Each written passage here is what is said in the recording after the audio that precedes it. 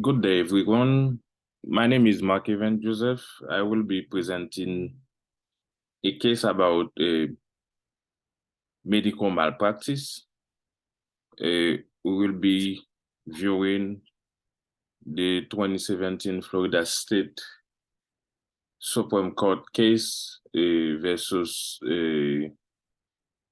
Kalitan. The case is between North Broward Hospital versus Kalitan. This presentation is part of our uh, business legal environment class, and we will be viewing it.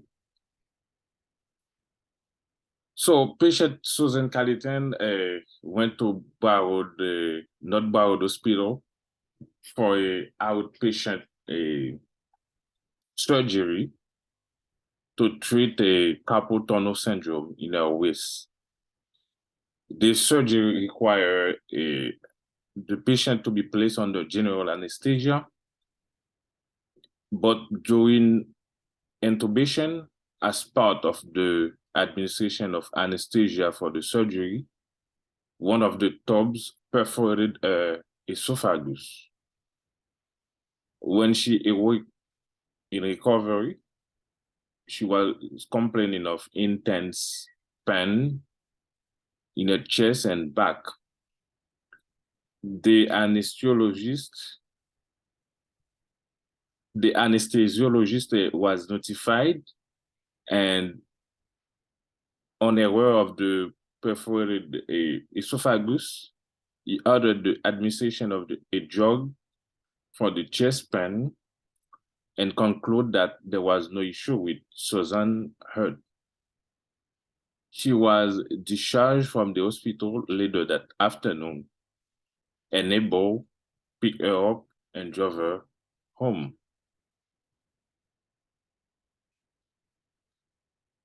The neighbor returned the next day to check on her. She was unresponsive, so the neighbor took her to the emergency room of a nearby hospital. Upon diagnosis of the problem, she was rushed into a life-saving surgery to repair the esophagus. Plaintiff next memory was waking up in the intensive care unit after being in a drug-induced coma for several weeks. Plaintiff had additional surgery and underwent intensive therapy to begin eating again and regain mobility. She was victim of medical malpractice, and she took North Broward Hospital to court. She testified that she continues to suffer from pain throughout the upper half of her body and from serious mental disorder because of the traumatic incident and the loss of independence because of her body's physical limitation following this incident. Now let's navigate a little bit on the Florida court system. So we got the county court,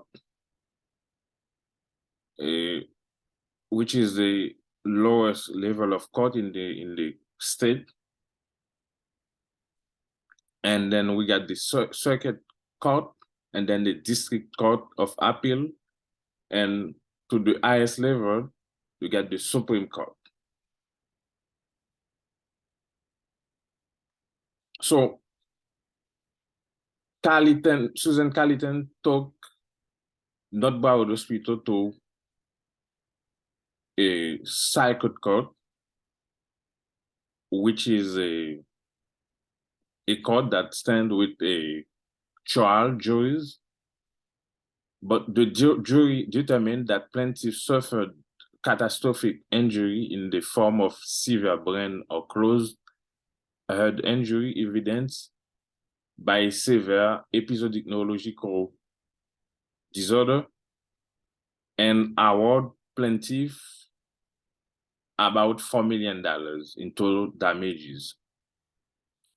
The non-economic damage award were $2 million for past pain and suffering and $2 million for future pain and suffering.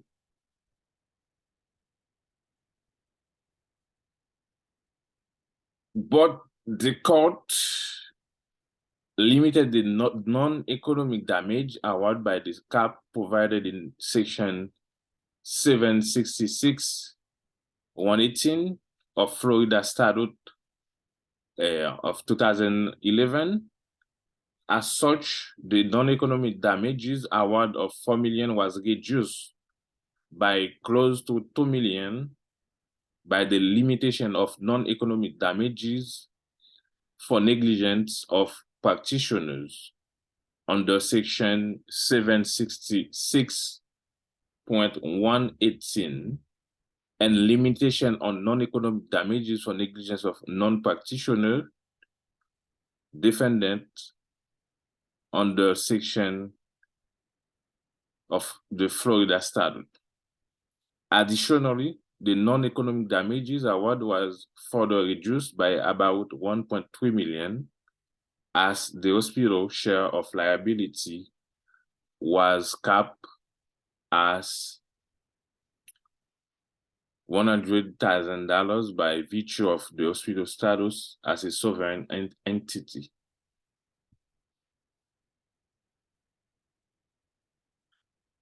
So there was multiple post-trial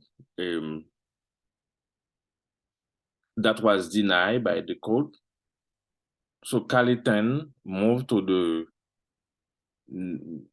next level of court system in Florida.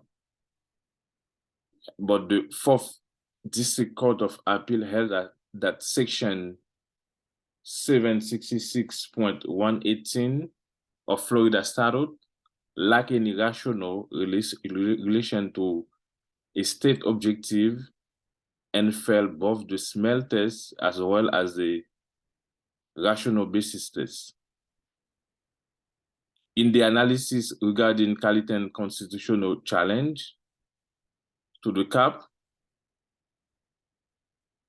the Fourth District observed that a majority of this court in Marc-Evens, which they use as a precedent to this case, determined that the cap on wrongful death non-economic damages under section 766.118 violate the right to equal protection guaranteed by Article 1, Section 2 of the Florida Constitution. The District Court described the fact as of Marc-Evens and highlighted relevant portion of the plurality and concurring in result opinion regarding the arbitrariness of the cap and the lack of a legitimate government interest justifying the cap. Although the Fourth District recognized that the decision in Marc-Evens was limited to a determination that the cap on non-economic damages is unconstitutional in the context of wrongful death action. It observed that section 766.118 applies to both wrongful death and personal injuries action. So the district court applied this court logic in Marc-Evens to the personal injury context, concluding that Marc-Evens mandate defending that the cap in section 766.118 personal injury cases are similarly unconstitutional.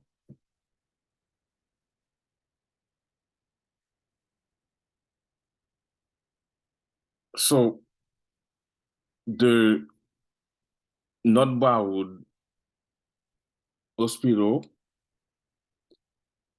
appealed the decision from the appeal court, and the Florida Supreme Court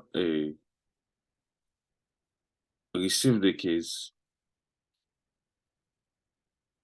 The plurality opinion concluded that Section 766(118) violated the Equal Protection Clause because of the statutory cap imposed unfair and illogical burden on injured parties and does not bear a relational relationship to the state purpose that the cap is purported to address the alleged medical malpractice insurance crisis in Florida.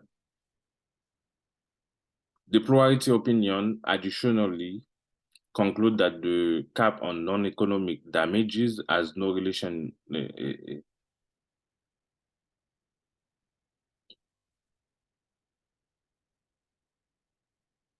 has no relationship to a legitimate state objective.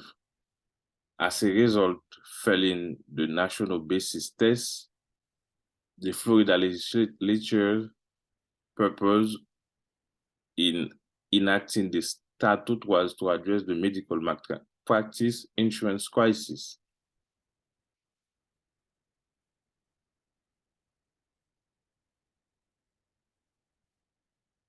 So, as a conclusion, Susan Kalitan case occurred in a period when the compensation limit was in place for damage caused by medical negligence. The cap was intended to address insurance malpractice crisis, to counter the number of physicians leaving Florida or going into retirement earlier due to high price of malpractice insurance. But it was not doing any justice to more severe and injured patients. While the cap on non-economic damages placed into law in 2003 was a major policy victory for former Governor Jeb Bush, the Florida Supreme Court ruled out that the insurance crisis was a problem of the past that no longer exists. The higher court of the state also ruled out that it was arbitrary to reduce damage award for plaintiffs who suffered the most catastrophic injuries. That was a form of relief for Susan and her relatives. We are glad she was able to receive compensation for all past, present, and future suffering.